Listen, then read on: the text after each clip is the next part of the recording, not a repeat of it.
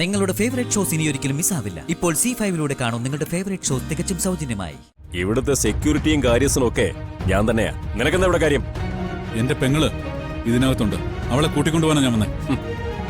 അവള് വന്നില്ലെങ്കിൽ വലിച്ചഴിച്ചായാലും ഞാൻ അവളെ കൊണ്ടുപോകും. ധനുഷ് എന്ന പേരില് ഇവിടെ അടുത്താരും പുതിയതായിട്ട് താമസിക്കാൻ വന്നിട്ടില്ലെന്ന് കടക്കാരൻ പറയുന്നേ. ഇവിടെ അപ്പൊ വേറെ പേരിലായിരിക്കും അവൻ താമസിക്കുന്നത്. പലയിടത്തും പലപ്പോഴും പല പേരിലാണല്ലോ അവൻ. സച്ചേട്ടൻ വണ്ടി എടുക്ക.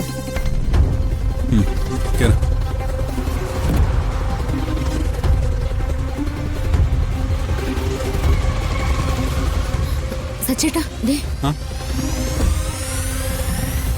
സ്നേഹ പോയ ഓട്ടോ അതാണോ എന്നൊരു സംശയം. ഒന്ന് നോക്കിയാലോ? അതോ താ വണ്ടി കയറി.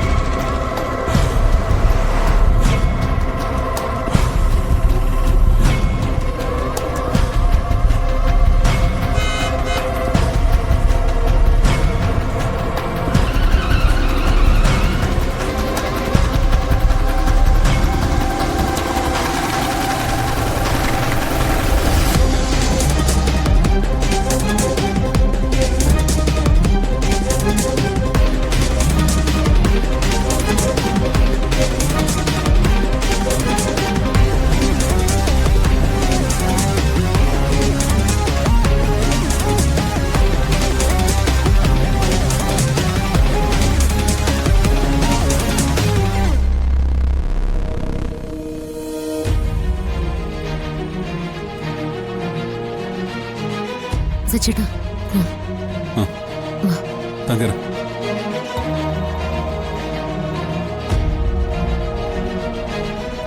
സ്നേഹേ സ്നേഹേ അവളിവിടെ ഇല്ല വന്തികെ. അവള് ഫ്രണ്ടിനെ കാണാനെന്ന് പറഞ്ഞ് പുറത്തേക്ക് പോയി. എന്നാ അവള് ഫ്രണ്ട്സിനെ കാണാനല്ല പോയത്, ധനുഷിനെ കാണാനാ.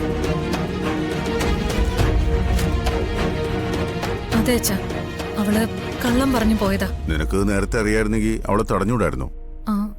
അതിന് അവൾ എങ്ങോട്ടാ പോകുന്നതെന്ന് എന്നോട് പറഞ്ഞില്ലല്ലോ. അച്ഛനോടല്ലേ കള്ളം പറഞ്ഞു പോയത്. പിന്നെ നീ എങ്ങനെ അറിഞ്ഞു അവള് ധനുഷിനെ കാണാനാ പോയെന്ന്? അത് എൻ്റെ ഒരു ഫ്രണ്ട് വിളിച്ച് പറഞ്ഞതാ. ധനുഷിന്റെ വീടിന്റെ പരിസരത്ത് അവളെ കണ്ടുന്ന്. അവള് പുറത്തു പോയത് ഞാൻ അറിഞ്ഞില്ല. അതാ ഇവിടെ ഉണ്ടോന്ന് അന്വേഷിച്ചേ. അച്ഛനെ പറ്റിച്ച് അവൾ അവന്റെ അടുത്തേക്ക് തന്നെ പോയതാ.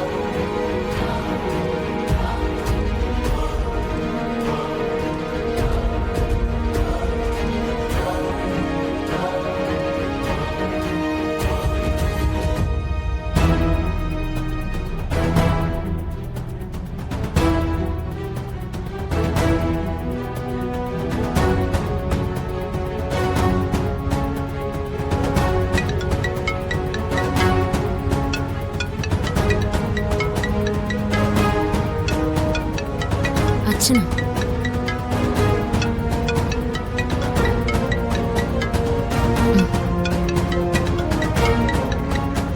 ഹലോ അച്ഛാ.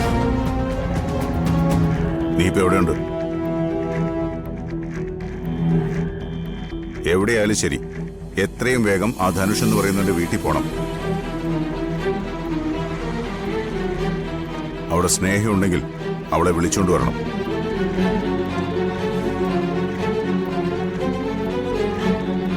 അവള് വരാൻ കൂട്ടാക്കിയില്ലെങ്കിൽ വലിച്ചെഴച്ചെങ്കിലും അവളെ കൊണ്ടുവരണം. ഞാൻ പറഞ്ഞാൽ മനസ്സിലായോ നിനക്ക്? മനസ്സിലായച്ചാ.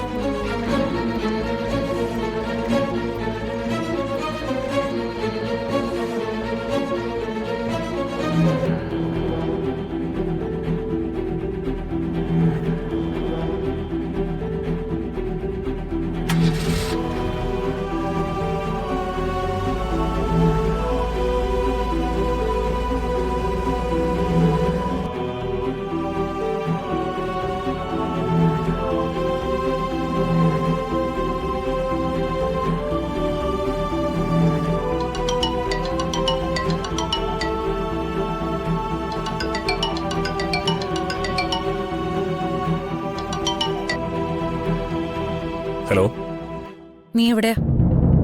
ഞാനിവിടെ വീട്ടില്. സച്ചി ഉടനെ അവിടെ വരും.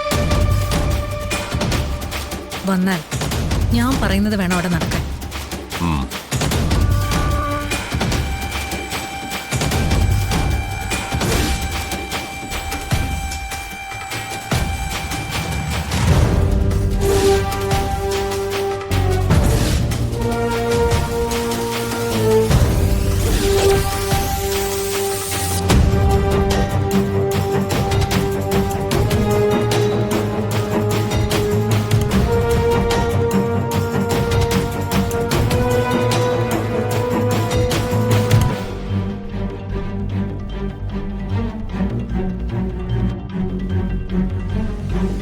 തൻ്റെ കൂടെ ഇങ്ങനെ ഇരിക്കുമ്പോഴാണ് ജീവിതത്തിന് എന്തെങ്കിലും അർത്ഥമുണ്ടെന്ന് തോന്നുന്നത്.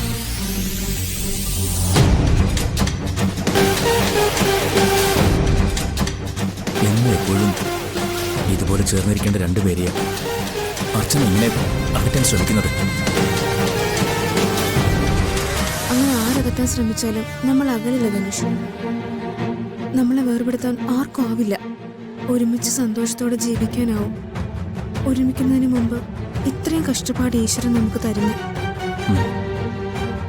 എനിക്ക് വേണ്ടി ധനുഷ് അനുഭവിച്ചതൊക്കെ ആർക്കും പറഞ്ഞിട്ട് മനസ്സിലാവുന്ന പോലുമില്ല. താൻ ആരെയും മനസ്സിലാക്കിക്കാൻ ശ്രമിക്കണ്ട. അനുഭവിച്ച് എനിക്കും എന്നെ മനസ്സിലാക്കിയ താനും മതി. ഇനി നമുക്ക് ഇന്നല്ലെങ്കിൽ നാളെ സച്ചി അർച്ചനയും എല്ലാം മനസ്സിലാക്കും. എന്റെ നിരപരാധിത്വം അവർക്ക് ബോധ്യമാവും. അന്ന് എന്നോട് മാപ്പ് പറയാൻ അർച്ചന ഇവിടെ വരും.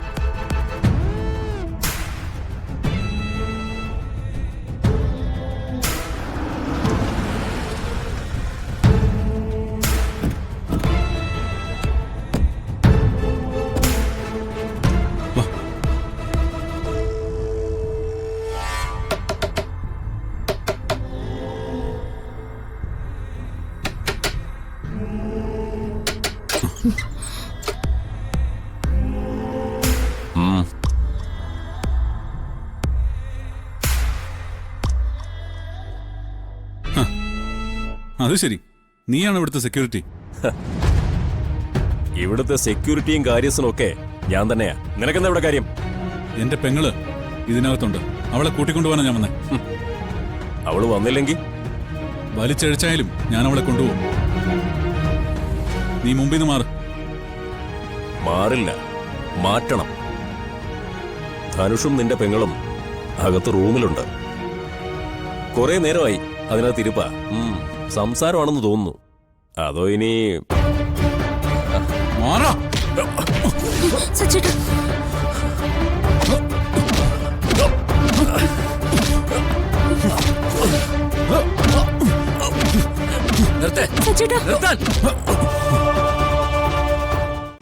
ഡൗൺലോഡ് ചെയ്യൂ C5 ആപ്പ്. കാണൂ എല്ലാ എപ്പിസോഡുകളും സൗജന്യമായി.